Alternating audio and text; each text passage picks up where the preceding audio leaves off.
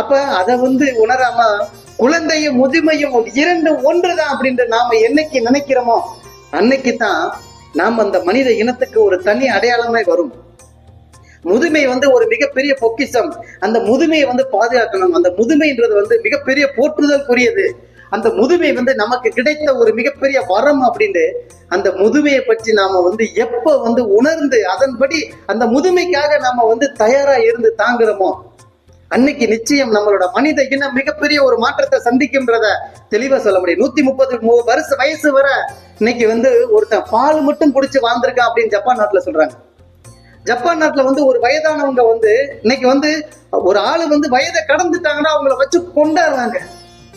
பேர பேத்தி தாய் தகப்பேன் அப்படின்னு 30 பேர் 60 பேர் 100 பேர் சேர்ந்த ஒரு குடும்பமா வச்சு அவங்களோட கலாச்சாரத்துக்கு மிகப்பெரிய பெருமை சேர்க்கிற அந்த ஒரு நாகரிகமான ஒரு மனித இனத்துலதான் நாமளும் இருக்கோம்.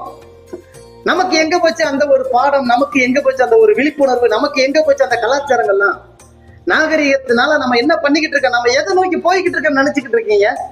முதுமையை நாம புறக்கணிக்கும் போல நம்மளை சுத்தி நிக்கிற அத்தனையும் நம்ம வெளுத்ததெல்லாம் பாலுன்னு நினைச்சு ஓடி ஓடி போய் முட்டி முட்டியதை சாப்பிடுறோம். நம்மளை சுத்தி நிக்கிற அத்தனையும் மிகப்பெரிய அளவுல நாம போலித்தனமான ஒரு சூழல்ல நம்ம கலாச்சாரத்தை உருவாக்கிக்கிட்டு இருக்கோம். தயவு செய்து எல்லாரும் முதுமையை நம்ம கொண்டாட பார்ப்போம். முதுமை நமக்கு கிடைத்த ஒரு மிகப்பெரிய வரம்.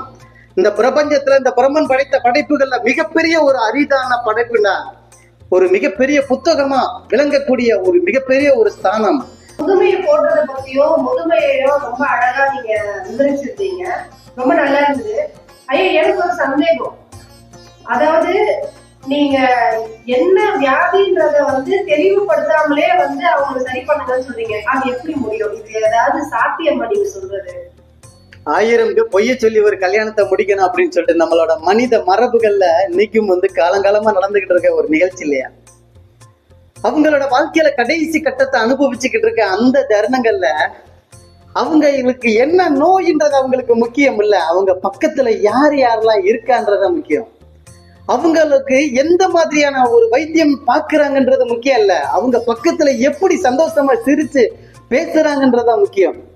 அவங்களுக்கு எப்படியாப்பட்ட கலாச்சாரத்துல நம்மளை கொண்டு போய் உட்கார வச்சிருக்காங்க, சிம்மாசனத்துல உட்கார வச்சிருக்காங்கன்றதுக்கெல்லாம் இல்ல, நம்ம பக்கத்துல எத்தனை குழந்தைகள் விளையாண்டுகிட்டு இருக்கு அப்படின்னு. ஏன்னா அவங்களோட உணர்வு மொத்தம் குழந்தைகள் தான் அவங்களோட பார்வைக்கு தெரியும். நாம முற்றும் துறந்த முனிவர்கள் எல்லாம் அவங்க பார்வைக்கு தெரியாது. மிகப்பெரிய அனுபவசாலிகளா இருக்கிற அந்த ஒரு இளவட்டங்கள்லாம் பெரிய லெவலுக்கு தெரியாது. அதனால அவங்களுக்கு தேவை அவங்களுக்கு தேவையான நிகழ்வுகள் எல்லாமே அவங்க பக்கத்துல நிறைய குழந்தைகள், சிரிச்ச முகத்தோட இருக்கிற ஆண்கள், சிரிச்ச முகத்தோட இருக்கிற அது ஒரு குடும்பம், அந்த மாதிரி ஒரு கலாச்சாரத்தை மட்டும்தான் இருக்காங்க. அதனால அவங்களுக்கு முதுமைன்றது அவங்க எதை வேணாலும் சொன்னாலும் கண்டிப்பா செய்வாங்க.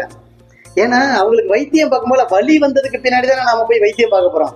அவங்களுக்கு ஒரு பிரச்சனை வந்த பின்னாடி தானே வைத்தியம் பார்க்க போறோம். அப்ப வைத்தியம் பார்க்க சம்மந்தம் மேல நல்லா ஓடி அடிக்கிட்டு இருக்காங்களா, வா நீ போய் ஹாஸ்பிட்டல் அட்மிட் ஆகு, உனக்கு ட்ரிப் ஏத்த போறோம் அப்படின்னு சொல்லி கேட்க போறாங்க. அவங்களுக்குன்னு ஒரு பிரச்சனை உருவாகும் போதுலதான் அதனோட வைத்தியமே பார்க்க போறோம்.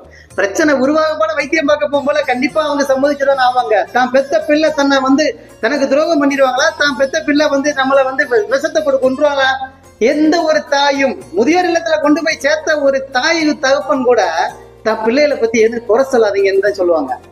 அந்த அளவுக்கு ஒரு தாய்மையும் தகப்பனோட அந்த அன்பும் மிகப்பெரிய ஒரு வலிமை வாய்ந்தது. அந்த வலிமைகளுக்கு மத்தியில நீங்க உங்களோட கரங்கள்னால நீங்க இந்த மாதிரியா ஒரு கொடூரமான ஒரு செயலை செய்யறதுக்கு நியாயப்படுத்தி நீங்க அதை கொண்டு வராதீங்கம்மா.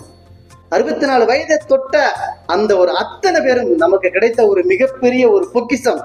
அதனால தயவு செய்து அப்படியாப்பட்ட அந்த முதியவர்களுக்கு அவங்களோட நோயை பத்தி தெளிவுபடுத்தி அவங்களுக்கு ஒரு விழிப்புணர்வை கொடுத்து நீங்க வைத்தியம் பாக்குறீங்கன்னா நீங்க அவங்கள சாவடிக்கிறீங்கன்றதான் அதோட அர்த்தம். ஒழிய சாவடிக்கிறதுக்காக நீங்க போடுற பிளான், அந்த பிளானை நீங்க மாத்தி விழிப்புணர்வு கொடுத்து அவங்கள புரிய வச்சு வைத்தியம் பார்க்க போறேன்னு சொல்லிட்டு நாடகம் ஆடாதீங்க. அந்த மாதிரியா ஒரு நாடகம் மனித இனத்துக்கே மிகப்பெரிய அழிவு. அதை ஃபர்ஸ்ட் முதல்ல புரிஞ்சுக்கங்க. குழந்தையும் தெய்வமும் ஒன்றுதான் அப்படின்றது இன்னைக்கு எல்லாருமே சொல்லுவாங்க. ஏன்னா தெய்வம் குழந்தை உருவத்துல இருக்கு. அதே மாதிரிதான் தெய்வம் முதுமை உருவத்துல அனுபவத்தோட 1000 பாடங்களோட நமக்கு தெய்வம் பொக்கிஷமா நமக்கு கொடுத்து நம்ம கூடவே வாழ வைக்கிற அந்த பிரம்மனுக்கு நம்ம நன்றி சொல்லி முதுமையை போற்றுவோம் என்கிற அந்த ஒரு மிகப்பெரிய ஒரு தாரக மந்திரத்தோட நான் என்னோட உரையை முடிக்கிறேன்.